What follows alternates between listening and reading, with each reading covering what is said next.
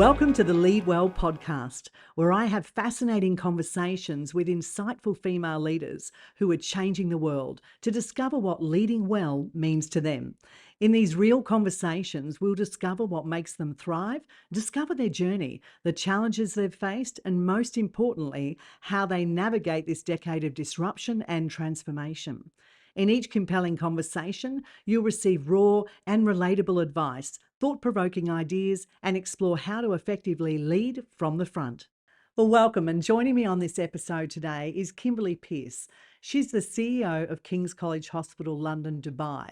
She's a global market leader in healthcare, having worked in the United Kingdom, South Africa, Australia, and now in Dubai for the last 12 months. Today, we're going to hear her insights on leadership, on new innovation when it comes to the healthcare industry, what we're looking forward to the future in healthcare, greening the nation, and changing healthcare for all. We hope you enjoy. So starting today, the question at hand is, how do you lead well? Kimberley, how do you actually lead well in an organisation like King's? I think leading well is several things. So I think when you lead well, it's part of connecting with your staff, and that's staff at all levels. Gone are the days when a leader was somebody that used to sit in an ivory tower and never the twain came out. Is that it's really important that as a leader that you're seen, you're visible, but also that you participate with your teams. So at King's, we celebrate a lot of things, and that's so important when you are in a area that's so difficult. Sometimes you're dealing with a lot of emotions, you're dealing with difficult cases or patients, whatever the case may be. There needs to be some form of outlet for our staff, but we do it as a team, and as a leader we're still part of that team. Everyone's really important. So I see leading well as that connectivity to staff, celebrating what we do, but also making sure the messages that we give out are clear, concise, and everyone knows what the journey is that we're about to go on or the journey we are on. I think also with leading well as a leader, it's important that I stay well. So it's all very well to lead and do all of these great things, but if you as a leader are not looking after your own well-being, then how can you expect to be leading well? For myself, I think most of the hospital knows I'm a rower. So You're a rower, as in out in the water? Yeah. Oh, well, so singles or doubles? So I do row in an 8, and I also row in a quad, and I walk 2 kilometres to rowing, and I walk 2 kilometres back. All year round? Yes. Wow, well, fantastic. August was probably not so much, A but little bit hot in Dubai. bit hot. It's about getting out on the water for me. Yes. Is I tune out. I think only about what I'm doing. I row about 15 kilometres. And it's just being at one with nature on the water is extremely mentally calming. Yes. And I find that I can deal with my day if I've done physical exercise. And then It's becoming important, isn't it? You know, like we used to talk about leaders always being at work and doing 80-hour shifts. And, you know, we realize obviously as a leader, you have to put in, you have to contribute. Yes, you're leading from the front line, but this wellness piece has really infiltrated, particularly in the post-COVID period, looking at how do we actually manage ourselves so we are physically, but also mentally, really importantly, mentally capable and adaptable in our organisation. I think that's what builds resilience too. You know, if you're not looking after yourself physically, emotionally, then how on earth can you cope with what's going to be thrown at you, whether it's in your personal life or in your work life? Yes. More recently, I've also started to learn the piano. Now, hang on. Most people learn the piano at 4, 5, 6 or 7. Is this something you learned as a child and you've come back to, or you've begun? I learned it. I started to learn when I was about 8. Yes. And then at the age of 14, you know, I was a teenager and I really didn't want to be spending time practicing on the piano. I wanted to be out with my friends and having a nice time. So I stopped playing. And it was always one of those things that I thought, I really wish I'd continued. And I love piano. And so about 5 months ago now, I thought, I'm just going to learn piano. So I'm very much a beginner. I'm certainly not Enwadi yet. I clonk, clonk, clonk on the piano, but I love it because it's another thing that takes you away from your everyday working life and gives you something else to learn and practice. And it's not just your emotional well-being, it's that sense of satisfaction when you do achieve something. So for me, that's really important. So for anyone, not just leading well, looking after yourself is something I hope everyone in this organization does. Yes. Because they're all very important to me. I cherish every single one of my staff, and I really hope that they do look after themselves. Well, I know you have a lot of practical programs here at the King's College Hospital, London, Dubai as well. You're very focused on every member of your team, from emerging leadership programs to frontline training to celebrating cultural experiences and special days within the organisation. Do you think as a leader it's as important leading downwards and leading upwards? Because there's been this real change over the last number of years of it's not just dealing with your management and your frontline, but it's actually each and every staff member being involved. And I think that's modern leadership. Yes. I think that's something we've learned, that you can't do top down. You No. can't have that autocratic leadership style.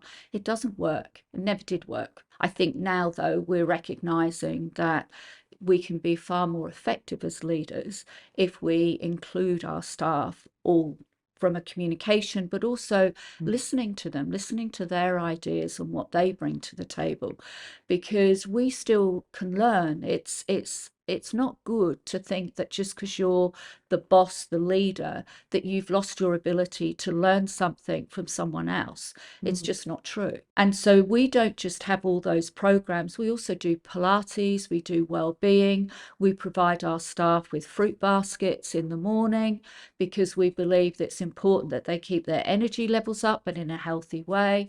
Those are the kinds of things that everyone should be doing to care for their staff and make sure that they're the best they can be. And I noticed on a tour through King's College Hospital, London, Dubai, is that the staff canteen was as good as Starbucks in the actual foyer of the hospital at Dubai Hills. Is that really important as well, is that staff feel that they are as important as the guests or the patients? Yes. I think that I've been a nurse, and I still consider myself a nurse. I still consider it one of the best professions. I also know how hard it is. Of course. And I think, all our staff, nurses, doctors, our front of house, back of house staff, it's stressful. It can get really stressful for very different reasons, but it gets stressful. It's really important that they have an outlet, that they can go to the canteen, that they can have a decent meal, but also they debrief to each other. Those are the kinds of things which make us be able to deal with what we have to deal with on a daily basis. And that's critical. So when you talk about leadership, you've worked all over the world, from South Africa, from the United Kingdom to Australia, and now Dubai is your home. So what leadership lessons have you learned during your first year in Dubai? I think the biggest lesson, I don't know if I'd call it a lesson. I'd say the one thing that I've learned is this one thing that I really, really love here, and that's the diversity and inclusion. In everywhere I've ever worked, everywhere else, it is not like here.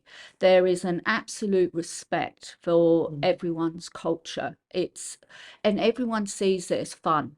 We love to learn about each other's culture. Yesterday we celebrated Onam Day. It's my favorite day of the year now. Well, tell us about that. I mean, what does celebrate mean in a hospital? I mean, you're servicing patients, you're looking after guests. So how as a team do you actually get to celebrate? I mean, is that in the staff canteen? Because we're multicultural, we've got about 55 different nationalities at King's. And of course, the culture, Indian culture, is so colourful, and I do love colour.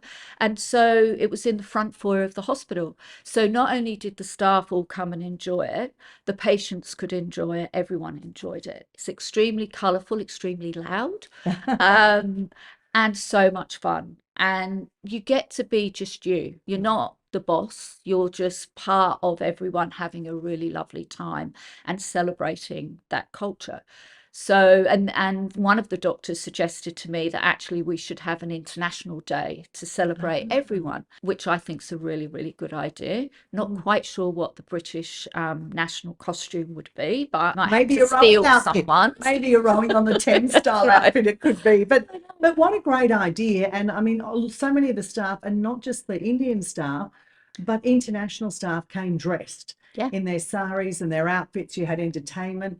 And I see that as such an important piece when the doctors are able to share with the staff, front line, back of house, nurses, Mm. you name it, they're all in together. But also, you put on an amazing lunch as well, didn't you? Which actually showcased 26 different courses. Now, this is great as a one off.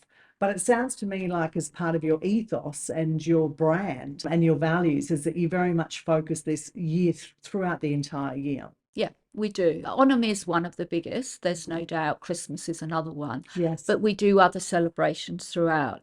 But I do think now we'll do an international day as well. It sounds like that's coming. I might have to come and join Kings for that. Sounds like a fantastic experience. For you as a leader, what do you think your most effective strategies are? I mean, when you're dealing with teams, you deal with, as we say, top line to bottom line.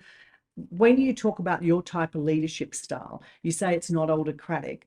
What do you think your unique selling proposition is as a leader? I like to think that I and the C-suite team listen to our staff. As I said, I don't care who you are within the organization, your voice should be heard. Yes. So I think we listen. We learn a lot from our staff. I don't know everything that goes on in the hospital. I think that anyone that thinks they do is wrong. We can always learn from others. Yes. So I think that's something. Is it unique? I don't know. I don't know what the other sites do. All I know is that generally our staff are happy. I love coming to work. I enjoy this place a lot. You can see that. You can see, I mean, I walk with you before our interview. We had a walk around the hospital and people are saying, "Good morning, Miss Kimberley," or, they don't see you as separate. And I think with a lot of leadership roles is that they, as you say, they sit in their box, they sit in their tower, they don't get that opportunity. And perhaps it's a different organization, but it seems to me you walk the wards, you actually have the chance of hearing and learning, but you take part in the organization. So you're not just sitting in that C-suite. And that's so important for leaders now, particularly in this decade of disruption, as I like to call it. The world has transformed, it's changed, hasn't it? And we need to see ourselves in every role a little bit differently. For you, you started out as a nurse. Can I ask, how did that come to be? Because would you have ever expected this to turn into this, to be international? No.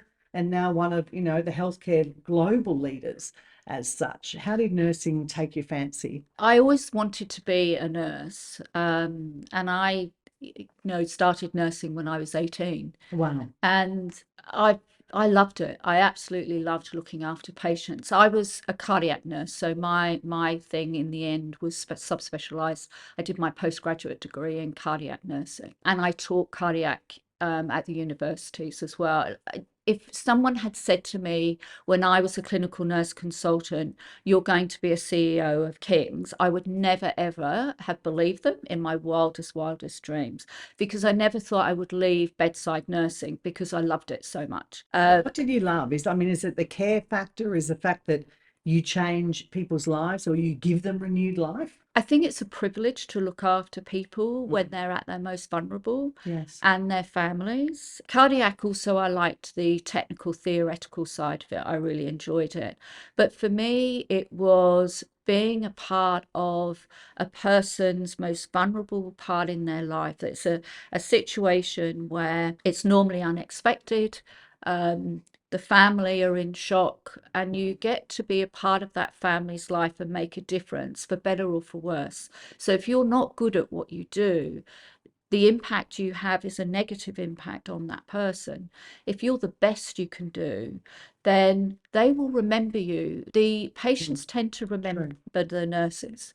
They remember the care they received. The other group they always remember is the cleaning staff and the food staff. Yeah, of course. Always. But that's critical in hospitals too, isn't it? I mean, and now I know that, I got to meet the head of F&B recently, food and beverage in your hospital, and he talked about, the celebration of maternity. And actually now you have this beautiful high tea, the King's high tea, the following day after birth, and how there's this celebration of new life, but also family growing and coming together.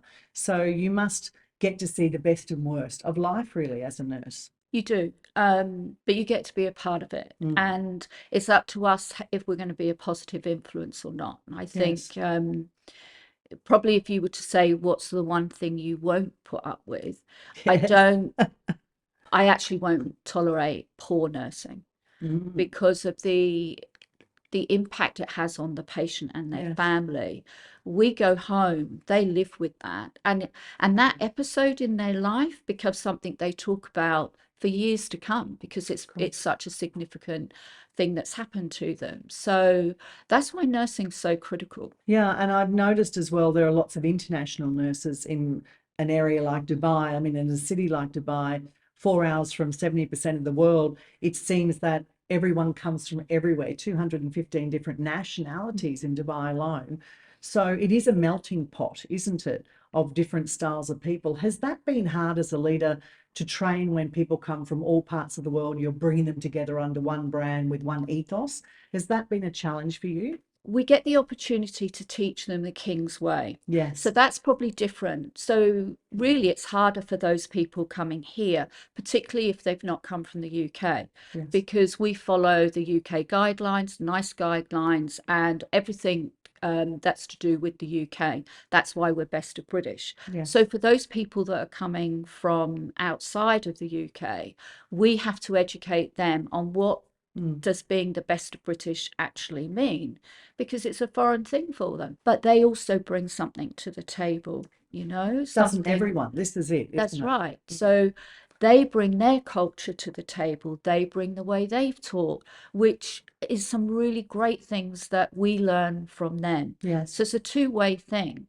I think it's more that there is an expectation on all staff that they do understand that we're best of British and therefore we have to all follow that journey. Yes. So our values are critical, but I would say they're international values. They're not UK specific. Our vision equally is regardless of culture. Yes. So there are those kind of things that keep us all together. And then there's that learning piece, which is around the best of British healthcare. So I don't think it's that difficult. You're currently doing a whole education session with our frontline staff on consumer experience and for our staff to be ambassadors for Kings. Those are the kinds of programs that it's up to us to provide to our staff because we can't have an expectation on people if we're not prepared to then support and guide them to meet that expectation. But that's a leadership lesson in itself, isn't it? I don't think it matters, what really organization you're based in. It's about how you actually lead your team, but also, there's a great new book out that's saying leaders eat last, about how do you actually train your team, how do you celebrate their success, their individuality, and then you're the last to actually eat. And I think that's from an American Army term in actual fact. But in many ways, this is the way leadership is flipped on its head. For you and your leadership journey, what's next for you? As in, I mean, you've educated yourself along the way. You've done some incredible international courses. Is leadership something that you get to the C-suite, you get to be CEO, and you think, right, I'm here, I've done it. Yes, there are challenges, but okay, this is enough? Or is there forever what I call lifetime learning? Is there really, continually upgrading? Yes. And I think as a leader, if you think that you can sit on your laurels just because you've become a CEO, then you're not going to Yeah. last long. For me, I need to be well aware of what's coming on the horizon. Yes. So healthcare, the landscape of healthcare is changing quite rapidly with AI, precision-based medicine, all of those things.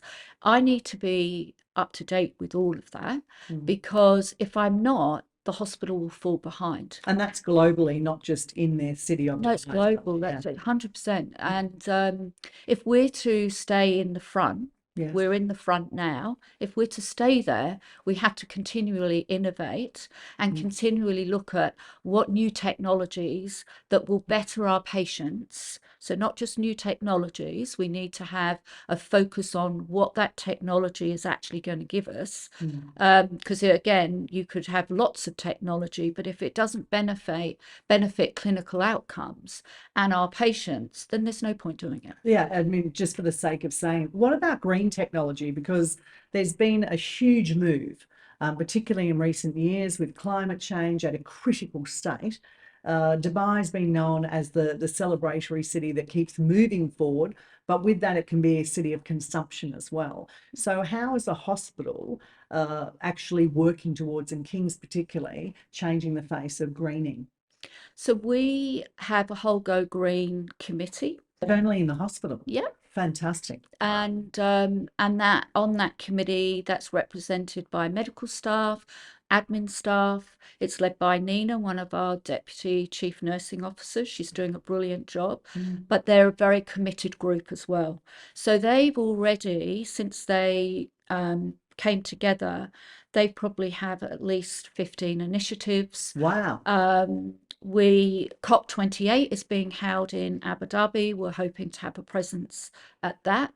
So going green for us is now something that we're taking extremely seriously as an organisation. Yeah. Healthcare globally represents at least 7% of carbon emissions. So hang on one sec. 7% of carbon emissions from hospitals. I mean, what is that? The nappies? What is, you know, when you look at carbon emissions, what is that? Anesthetic gases, Really? plastics, all of that, the way we dispose of things. You know, there was a whole move a long time ago now, probably about 20 years ago, on reuse. Everything became single use. Needles particularly. I mean, Or- use that as, so- when you think of needles as one example of just every time someone has blood taken, anything checked, you're throwing it out. Plastic.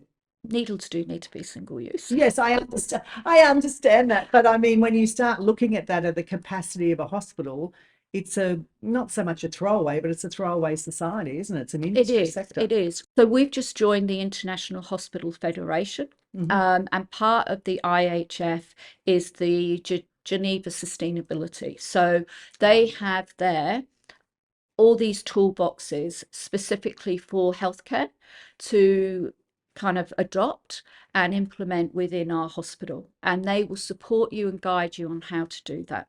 So that was the main reason we joined them, the IHF, was so that we could do that. And our goal is to be accredited by them as a Go Green facility, a hospital facility. And patients, you know, we talk about patients with healthcare needs, but patients are thinking more globally now as well and saying, where would I choose?